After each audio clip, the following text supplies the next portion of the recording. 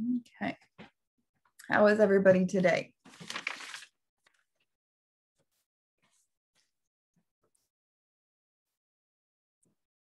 Good. I'm going to start taking attendance. We have Logan, Ashlyn.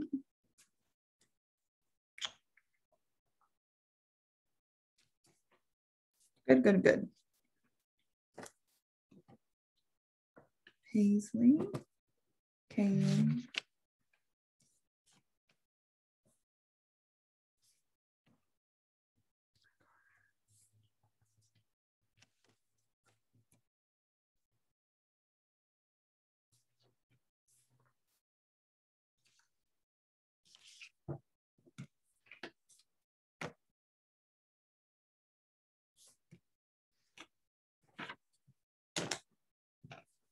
Okay.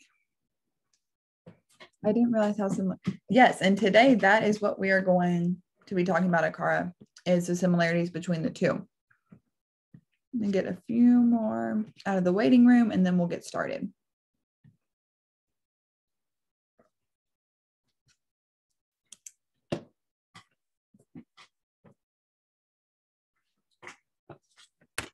So Charles. Okay, so I'm going to read who I have here. And if I don't see your name, let me know so I can get you down for attendance. I have Logan, Erica, Ashlyn, Charles, Paisley, Akara, Caitlin, and Kaylee. That everybody, I get all your names? I think so, but I just want to be sure. 1, 2, 3, 4, 5, 6, 7. You didn't 8. get mine. Oh, who is that? Petra. Sorry, Petra. It's okay. 3, 4, 5, 6, 7, 8, 9. Okay, so I've got 9 of you down and 9 of you in here. So if anybody else joins, I will just let them in as we go. So happy Friday, everybody. We are done with the week, and this class might be a little shorter today. So give you a little hope there. Possibly. Yesterday we were done a little bit early. So my original plan for today and yesterday was to watch the first part of the Hunger Games, the reaping portion specifically, and then talk about some comparisons. Well, yesterday when I went to play the Hunger Games video, it did not want to play for me. And so today we're not even going to try because yesterday that took a little bit of time. And so instead, I'm going to read to you from the very beginning of the Hunger Games, the first couple paragraphs, and then we'll talk about some comparisons and some contrast. And then we'll also be looking at a presentation, like a PowerPoint, about some more comparison and some things that are different between the two. So that's what we're going to do today. A few things I wanted to remind you of first. One thing, I did find out that you're going to be able to keep the books that you have. So both the lottery and the Edgar Allan Poe book, you'll be able to keep these. They're yours. You can mark in them, whatever. You will not have to return those. So I'm not sure if there's anyone in here wondering about that, but I think for sure in my last class, people were wondering if they were going to keep them. So yes, you will be able to keep those. And then past that, just make sure if you're not able to attend the live class that you're able to watch the recording and get to me whatever assignment I give specifically to those watching later. So obviously you are all here live today, and usually you guys are on here live, but if there's ever a time where you're not able to be, just watch the recording and then answer the question that I give to those watching later. So that I think covers what I wanted to mention to you guys. Does anyone have any questions before we kind of get started today? I'll keep my eye on the chat. If not, we'll go ahead and get started, but I just want to make sure we're all on the same page. Okay. So I'm going to start off with reading the beginning of the Hunger Games. I want you guys to pay attention to specifically how different the mood is. And I'll kind of point that out to you as we go. But I'm going to go ahead and read this. When I wake up, the other side of the bed is cold. My fingers stretch out, seeking Prim's warmth, but finding only the rough canvas cover of the mattress. She must have had bad dreams and climbed in with our mother. Of course she did. This is the day of the reaping. I prop myself up on one elbow. There's enough light in the bedroom to see them. My little sister Prim curled up on her side, cocooned in my mother's body, their cheeks pressed together. In sleep, my mother looks younger, still worn, but not so beaten down. Prim's face is as fresh as a raindrop, as lovely as a primrose for which she was named. My mother was very beautiful once too, or so they tell me. Sitting at Prim's knees, guarding her, is the world's ugliest cat. Mashed in nose, half of one ear missing, eyes the color of rotting squash. Prim named him Buttercup, insisting that his muddy yellow coat matched the bright flower. He hates me, or at least he distrusts me. Even though it was years ago, I think he still remembers how I tried to drown him in a bucket when Prim brought him home. Scrawny kitten, belly swollen with worms, crawling with fleas. The last thing I needed was another mouth to feed. But Prim begged so hard, cried even, I had to let him stay. It turned out okay. My mother got rid of five of the vermin, and he's a born mouser. Even catches the occasional rat. Sometimes when I clean a kill, I feed Buttercup the entrails. He's stopped hissing at me. So that is how the Hunger Games opens. And if we look at that compared to the beginning of the lottery, I'm just going to read you the first line of the lottery. It says, the morning of June 27th was clear and sunny with the fresh warmth of a full summer day. Well, if you remember, the first line of the Hunger Games said, when I wake up, the other side of the bed is cold. So immediately in the Hunger Games, we have this mood set that things are kind of dark and dreary. Yes, one seems happy, one seems gloomy. The Hunger Games is very intentionally set up that this is not going to be a happy story, right? From the get-go, we know that it's cold, it's dark. There's just enough light to where she can see her mother and her sister. She goes into great detail describing the ugliness of the cat. And so things are not beautiful in the beginning of the Hunger Games. Whereas in the lottery, in the beginning, things seem to be very normal. It's a small village. It's a sunny day. It's warm outside. It kind of catches us by surprise when something as traumatic as the lottery takes place, because the beginning of the story is set up in such a way that we think this is just going to be kind of a nice, normal story. Even the term the lottery, before you've read this, it does not have like a negative connotation, right? Winning the lottery would typically be a really good thing. So I wanted you to see just the difference of how these stories even start. So yes, there are some comparisons between the two for sure, and we're going to get into those.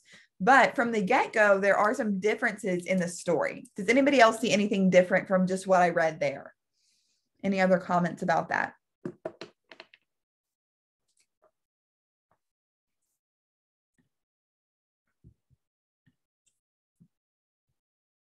Okay, if not, we will move on. But I just wanted you guys to see that there's definitely some contrast between the way Suzanne Collins wrote The Hunger Games and the way that Shirley Jackson wrote The Lottery. Now, this is a question I asked my last class, and I'm interested to know your thoughts on it. What was the point at which you kind of realized that the lottery was a very negative thing? Did it take you until the end of the story? Did you kind of have a feeling from the beginning? The first time you read it, so even if it wasn't in this class that you read it for the first time, but whenever you read The Lottery for the very first time, at what point did you realize that this was kind of a very negative, traumatic, haunting situation? Anybody care to share that? When they talk about the box and how everybody's name goes in it, and one person will get, and then like one person's family will get drawn, and that person from that family, one person will die. And so my thought was like, well, everybody's name goes in a box. That can't be good. Yeah. There's definitely some, like, that seems like a very strange thing to do, right? There's not a lot of good reasons why you would do that. Kaylee says when they started drawing and the wife started saying that it wasn't fair. Yes. And I think when I first read it, at that point where she started saying this isn't fair, I began to really wonder what was going to happen. But I don't think I at least expected it to be something as traumatic as the lottery. I knew something strange was going to happen, but I did not totally know someone was going to die, right? It's a very dramatic ending. And so for me, I did notice pretty early on that things were a little bit off, but I don't think it hit me until the very end, really, what was going to happen to the winner of the lottery. But I was curious when you guys kind of caught on to what was happening there. So very interesting. And the lottery is a story that the second time you read it, it's almost a whole different experience because you're reading it knowing what's going to happen, right? So every detail is a little more strange than it was the first time when you see how simple the story begins. When you see that Tessie almost forgot about it being the day of the lottery. All of those things stick out a lot more the second time because now you really know what's about to happen. So I encourage you, if you haven't already, kind of read over it again, or even just skim through it, maybe do that a second time, because it's a really interesting story to read twice. The first time with the surprise factor, and then the second time knowing what's coming. It really is interesting to see it from that perspective. So at this point, we are going to go through and look at some compare and contrast between the two. So I'm going to share my screen and we will look at this. Now, hopefully. Okay, so first we're going to look at fear in the Hunger Games. So what this presentation does is it goes through several different aspects of each story. So it'll talk about fear in the Hunger Games, and then it'll talk about other aspects of the Hunger Games, and then we'll go back and talk about fear in the lottery and different concepts that we see in each story. So first, with fear in the Hunger Games. Fear was one of the many tactics the government used to control the people living in the districts.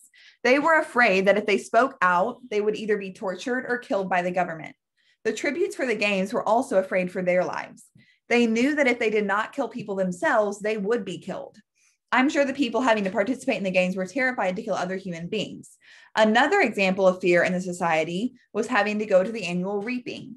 The citizens were terrified that their name would be drawn, knowing that if their name was called, they would most likely die. So what do you guys see in this specific concept of fear that you think is similar or different from the lottery? We're talking about fear. Do you think that the people in the lottery had this element? Were they afraid of the government? Do you think they were being controlled? How do you see this in comparison with the lottery? They both die if they get drawn? Yes, and that is true. However, something a little bit different with that is in the Hunger Games, if your name was drawn, you had the opportunity to survive, right? There was a chance that you could win the Hunger Games. Whereas in the lottery, if your name is drawn out of your family group, right, you are guaranteed death. So that's a little bit different. Anything else you guys see in this that's similar or different from the lottery? A similarity is they were both scared. Oh, never mind. Go ahead. Exactly what she wrote. Oh, that's okay. They're both scared. Wait, who else wrote it? Kaylee? That's okay. So one's a government, one's a community. Yes. And that does seem different because in the lottery, they talk about how other villages had given up the lottery, right? So it was not something that was required nationwide or something like that. This was kind of a village by village decision.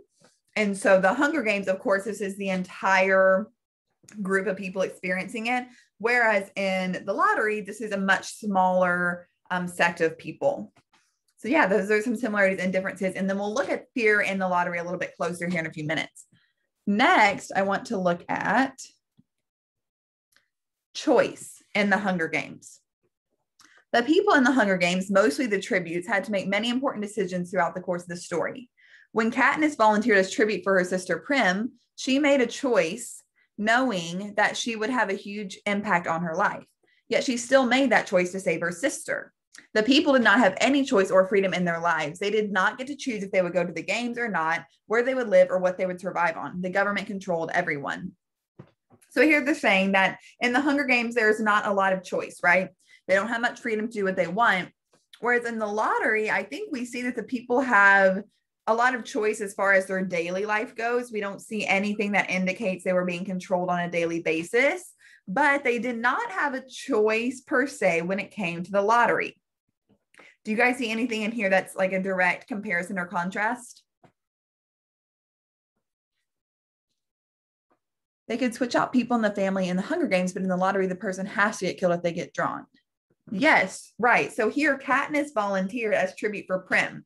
So she had that element of choice, even though it was not a choice she probably wanted to even have to be in the position of making. She was able to make some sort of choice. Whereas as far as we know in the lottery, that was not an option, right? You could not volunteer to take the place of someone else. And I think that's another interesting aspect is that we have Katniss volunteering to save her sister, right? But if you remember in the lottery, Tessie wants to put her daughter, into the lottery with her family pool. Do you guys remember that? So once the Hutchinson name had been called, someone in their family was going to die. They said, do you have anybody else that could possibly be related to that their name needs to go into the box? And she said, oh, well, our oldest daughter. And they said, no, the oldest daughter draws with her married family now. She was willing to put her daughter's life at risk in hopes to save possibly her own or maybe her younger child. But there's this element of selflessness I think we see with Katniss in the Hunger Games that we don't necessarily see in Tessie in the lottery. Do you guys have any thoughts on that?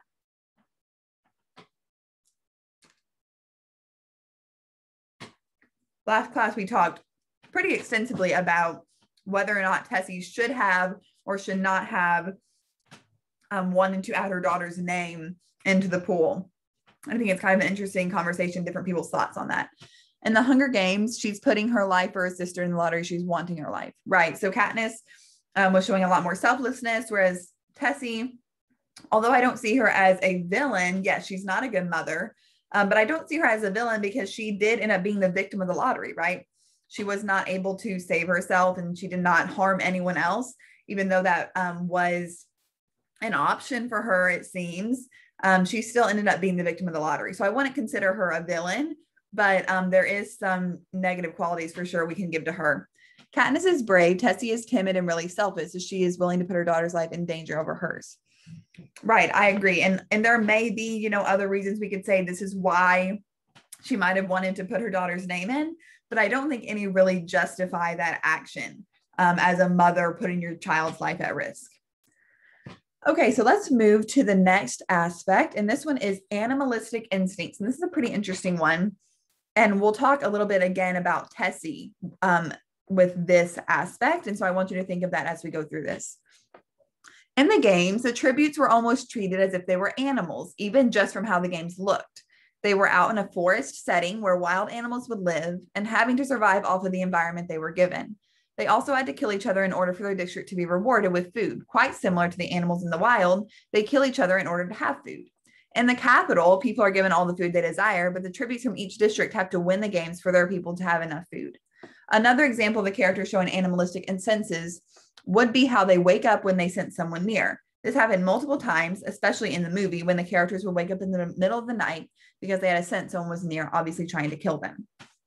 So I want you to also think of this as Tessie, of course, as we've said, wanted to add her daughter's name in. Possibly it could have been almost an animalistic instinct, right? So we look at it from the sense that Tessie might have just kind of been in fight or flight, anything to save her own life. She was very scared of losing her own life. So it's easy for us looking here to say, well, how could you ever do that, especially as a mother? But we don't really know what we would do faced with a situation as dire as that. So maybe she was experiencing some sort of animalistic instinct in that aspect. And even later on, when we look at this specific concept in the lottery, it talks about how, some animals will kill their babies if something is wrong with them. And we'll talk about that more in a minute. But it's interesting, maybe Tessie was experiencing some kind of animalistic instinct when she realized her life was in danger. They are similar because they kill people for food in the Hunger Games, but in the lottery, it all started because of food for crops. Very good. I hadn't thought of that. So yeah, in the lottery, the only reason that could possibly be given is that they thought maybe this would give them a good crop season. And so maybe they thought we have to kill someone in order to have food to eat. So that's an interesting comparison I hadn't thought of before. All right, let's look at. I got a question. Harmony. Yes. But what if they killed somebody and their crops didn't grow? What would they do then? Just kill another person? I don't know. So as far as we know, right, the lottery is just held once a year. And so I'm not sure if they thought all the way through that was the reward, like they would have good crops, or if it was just like we said, the meaning of it had been lost. So maybe this started as some twisted way to have a good crop season. And then over time, the meaning was kind of lost and it just became a tradition without a meaning, possibly. But it could have been they just had good crops every year and they had good ground and things went well for them. And they just attributed that to the lottery. We're not really sure on that, but good question. So talking about conformity in the Hunger Games, the characters in this story definitely have set rules and laws that they have to conform to in order to stay safe from the government. Even though there are rules and laws the government has set in stone, which are completely unfair, the citizens still have to follow. In the Hunger Games, no one rebelled against the government or said anything that would make the government think anything was going on because they were forced to follow what Snow would say. Every year, the people would show up to the reaping because everyone else was. And if they didn't show up with all the other citizens, trouble would come their way. When Katniss volunteered for her sister at the reaping, she knew that she would be standing out from everyone else because no one else would have volunteered as tribute, knowing what they would endure in the games. So I think it's interesting to think about how in the lottery, other villages had stopped having a lottery, right? We hear about that from Old Man Warner. And when we think of that, in some ways, they are conforming, right? They're showing up to the lottery because everyone else is there, just like people do in the Hunger Games, because this is what we've always done. However, other villages are not hosting the lottery. So in some ways, they aren't conforming. So we could kind of go both ways with the lottery, whereas in the Hunger Games, this is something that they do because everyone is doing it, right? Everyone in the nation is participating in this. They have to do it to get food. There is a level of conformity. However, in the lottery, not everyone in the world is doing this, right? So they're not necessarily conforming so much as they are in the Hunger Games. They both have rules, but in the Hunger Games, it's specific rules that everyone has to do in the lottery. They kind of just go along with it, with what they knew, not specifically what it was years ago. Let me read this again. Okay, so yes, I think I understand what you're saying. So in the Hunger Games, there's specific rules. In the lottery, there's not as specific rules. Is that what you're saying, Kaylee?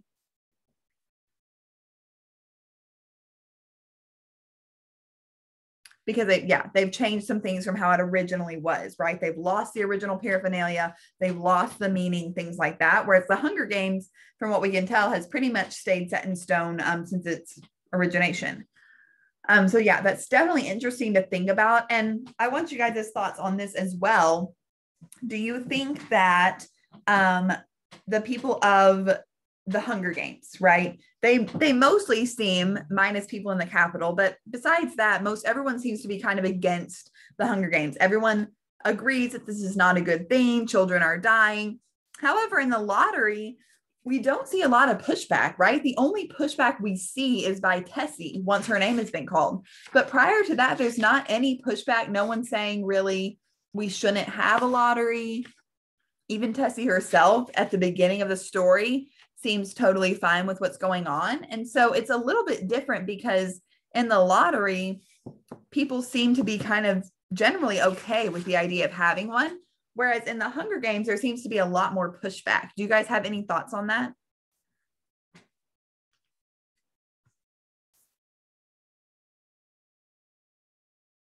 If not, that's okay. We'll move to the next one. Okay, let's move on to fear in the lottery. So now we're going to start looking at each of these concepts specifically in the lottery. So the lottery was very fear-based, like the Hunger Games. The townspeople were afraid of their name or a family member's name being drawn because they knew if they had the slip with the black dot, they would be killed. The person that ended up winning the lottery would be terrified to go through the pain of being stoned and seeing everyone gathered in a big circle around them ready to kill them. At the beginning, when the little boys were collecting rocks, fear would grow in the citizens as they witnessed stones being collected that could mean their imminent death.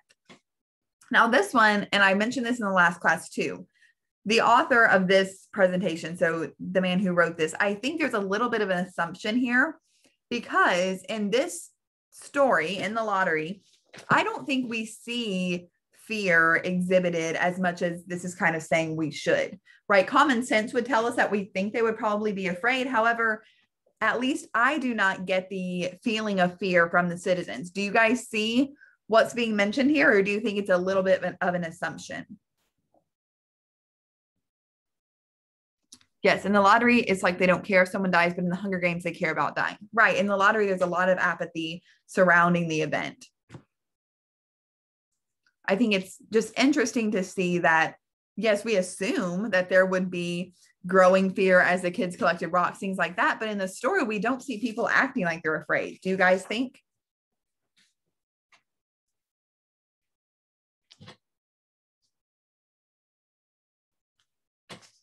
No other thoughts?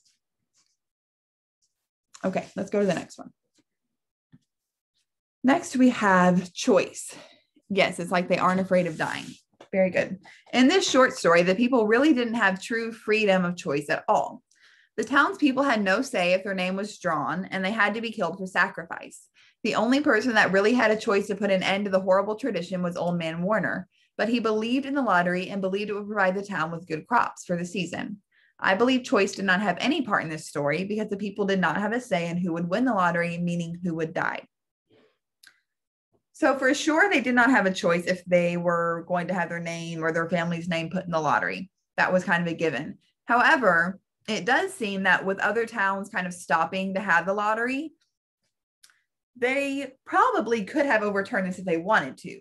So I think they definitely had a little more choice than those in the Hunger Games did. The government seemed to be much more, have a much larger role in the Hunger Games versus in the lottery, where it's a small village. I assume if there had been enough people that did not want to have the lottery or refused to participate, they would not have had to do the lottery anymore. So yes, they did not have a choice when the lottery was in place, but I think that there's probably a possibility that they could have gotten away with overturning the lottery. Yes, in the lottery, if you get chosen, you're going to die. In the Hunger Games, you get to fight to survive. They're both unfair, but one is less unfair in my opinion. Yes, so I agree. In the lottery, if your name is chosen, you will die, right? There's no choice about it. You're going to be stoned. In the Hunger Games, you have a fighting chance.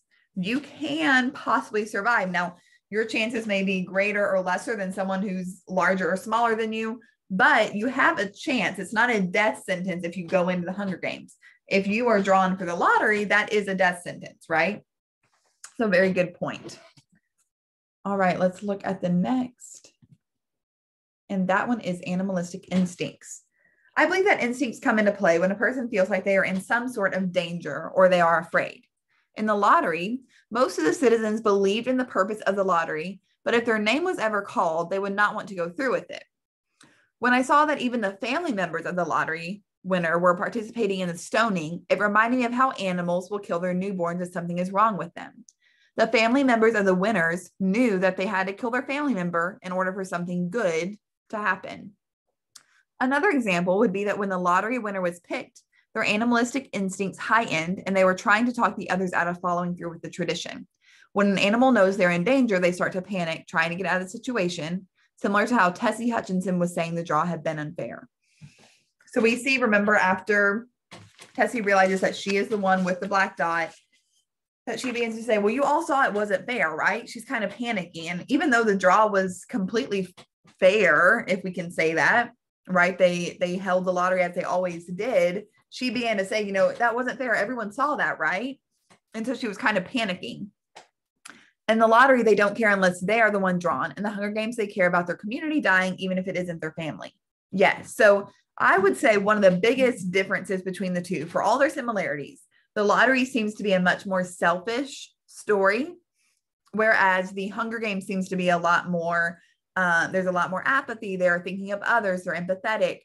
They care about their community, their families, their children. Whereas in the lottery, it's a much more cold story. They are completely numb almost to the idea of death, right? It does not seem like a big deal to them. It doesn't really faze them.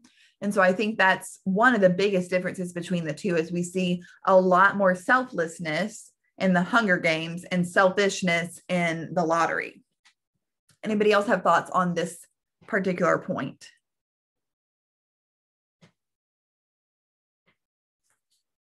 Okay, next we have the last one, I believe. And this one is conformity. So in the lottery, an example of conformity would be how the townspeople show up at the center of town for the lottery each year so that they fit in. If they did not show up, they would be standing out from everyone else who did attend the event. When the Hutchinson family won, Tessie stood out by complaining about the fairness of the draw. Also, at the beginning of the story, some people were talking about how many towns had eliminated their lottery. The town in the story was not conforming to what all the other towns were doing by keeping their tradition going. So yes, I kind of touched on this earlier, how in some ways they are conforming because they're doing what they've always done in terms of tradition. However, in comparison to other villages, they're not really conforming. What do you guys think about this idea of conformity? Do you see more of the fact that they're conforming or that they are not? Put it in the chat, or you can talk out if you want to, whether or not you think the people of the lottery are conforming.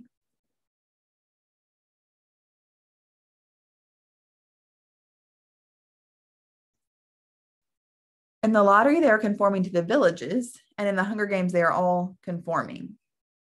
They aren't, right? So in the lottery, they are not following what every other village is doing, whereas in the Hunger Games, they are kind of having to do this because everyone else is doing it. You don't want to be the single district that does not carry on with the tradition, right? Cara agrees, good. Okay, the reaping. So this is kind of going to summarize everything together for us. When the reaping takes place in the Hunger Games, the characters are very calm and collected, even though their fate could be decided from the event. I'm guessing they are used to the reaping and how it works because the Hunger Games have been going on for such a long time. When Prim's name was called, Katniss knew that she would have a much better chance surviving the games than her little sister would, so she volunteered for her. In the lottery, even though Tessie Hutchinson's name was called, her family did not volunteer to be killed as sacrifice in place of her. In the Hunger Games, they drew 2 people from each district to compete in the games. The lottery, on the other hand, only drew 1 person that was guaranteed death. In the Hunger Games, those chosen at least knew they had a chance to live, unlike the lottery. So that's something we've talked about a couple times is in the Hunger Games, you have a possibility, there's a possible chance that you could survive. Whereas in the lottery, once your family name's been called, right? You have a chance to survive because it could be someone else in your family. However, we could argue that either way, there's going to be an emotional pain. Someone in your family is going to die. And then once your name has been drawn out of the family pool, you are guaranteed death. So that's a definite difference between the two. This is our last slide. Okay. The characters in this story were calm at the beginning, but moods changed when the paper slips were handed out. When the Hutchinson name won, Tessie was complaining about the draw. That's when I realized that the lottery was not a normal one that involved money. If the lottery was a draw to win money, the people would not be complaining when their family name drew the slip with the black dot. When Tessie won, she seemed afraid, but she knew it was going to happen to her, so she was not the least bit confused. So we can blame some of Tessie's actions on the fact that she was afraid, right? She was scared that she was going to die, but we can't blame it on confusion, right? She fully understood how the lottery worked. It had been going on obviously for years. If you remember, Old Man Warner said that it had been going on since before he was even born. So it's been going on for a long time. Tessie was well aware. So she was not confused what was happening, but that fear drove her to react in a way that she probably wouldn't have otherwise. That is our last slide on this. I'm going to stop the share.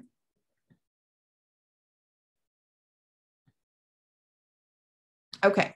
So does anyone have any comments or questions about what we talked about with comparing and contrasting the Hunger Games and the lottery? Any final things you want to say about that? Anything you notice that's similar or different?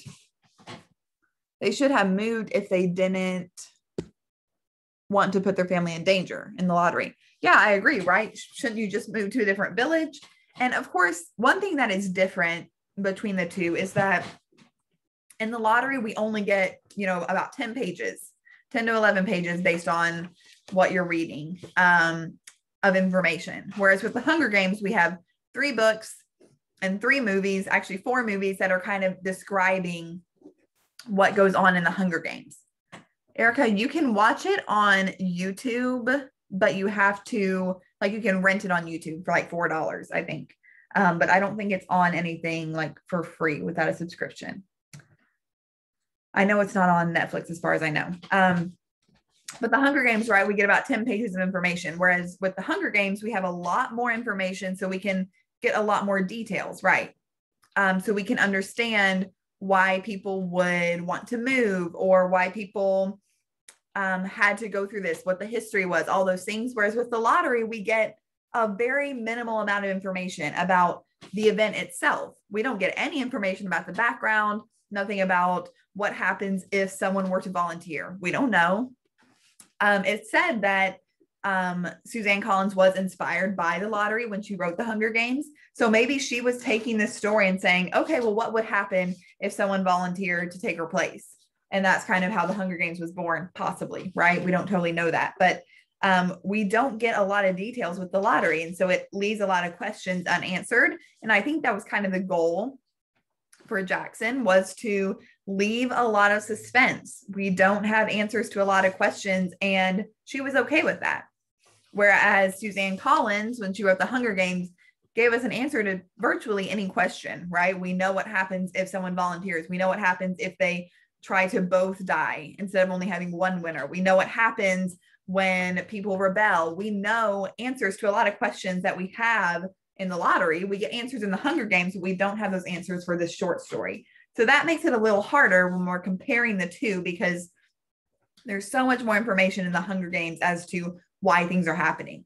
If we boiled those 3 books and condensed them down into 10 pages, we'd probably be left with a lot of the same questions. And if someone were to take the lottery and expand it into 3 books and 4 movies, we probably would have a lot of our questions answered, right? So there's a lot left unsaid with the lottery. And I think that makes it a little bit harder, but more interesting to study, because we have a lot of unknowns, which we can take kind of creative liberties with. All right. Anything else about either of those stories? If not, I'm going to talk about your next assignment. Looking for my book. Oh, it fell. So your next assignment is going to be in the smaller book. We're going to move into Edgar Allan Poe. And you are going to be reading, let me see, it's page 156 through 161. Not very many pages. And you are going to be reading The Telltale Heart. So you might have already read this before, but it's a really interesting short story by Poe. And what I want you to do as we read this story, you are going to mark lines that you think prove or disprove the insanity of the narrator. So what we are going to do next class, and I'm really going to encourage you to come to the classes next week, tell your other people participating in the program, other students, they need to come next week, because it's going to be really fun, but it'll be a lot more fun if we have more people. But what we're going to do next week is we're going to take The Telltale Heart, and we're going to look at the narrator and put him on trial. So there are going to be half of the class that is defending the narrator, saying he's not insane. And the other half will be saying that he is insane. And then we'll have a few people left out to be the jury. So we will be putting the narrator on trial.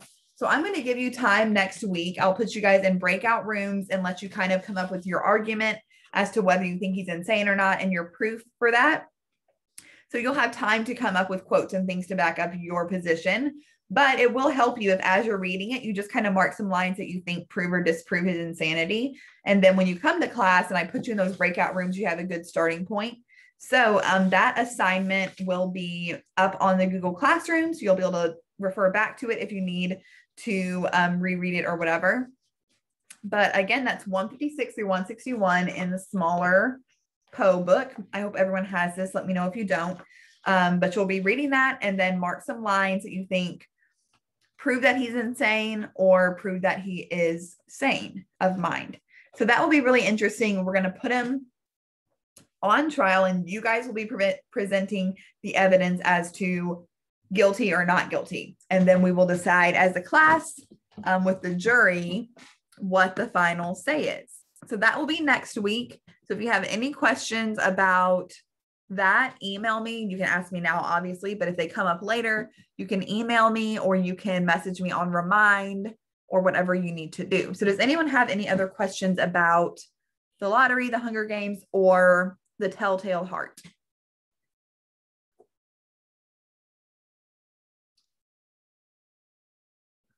No questions? Any comments? Anything else you guys need to tell me before we start the weekend? If not, I'm going to let you guys go. I hope you have a really good weekend. I'll see you back here on Tuesday. And that is when we will start putting the narrator on trial. So be sure that you're here next week and tell your friends to come to class. Okay. It'll be a lot better if we have more people. Okay. You guys have a good weekend. Yes. What assignments do I need to catch up on from the first week? So the first week there was not an assignment. The second week, all you need to do, did you already watch the video about yes. the lottery? Okay. So as long as you answer those questions about, let's see, what was the first one? The 2 questions that are in the video, in the recordings that you watched. I'll have to go back and look at what they are, but I can send them to you. But it should not be, it'll just be the 1 question for the first video and the second question for the second video, and then you'll be good. Okay. So as long as you've watched those, I don't know if you wrote down like what the question was, because there's always like a question directed to those watching later. I didn't write it down. Okay. I'll look back and get it for you. Okay. Okay. Thank you. But before I log off this, if you're watching this recorded, just tell me 1 comparison, 1 contrast about the Hunger Games and the lottery. That's all you have to do to prove to me that you watched this video. So other than that, you guys are good to go. Have a good weekend.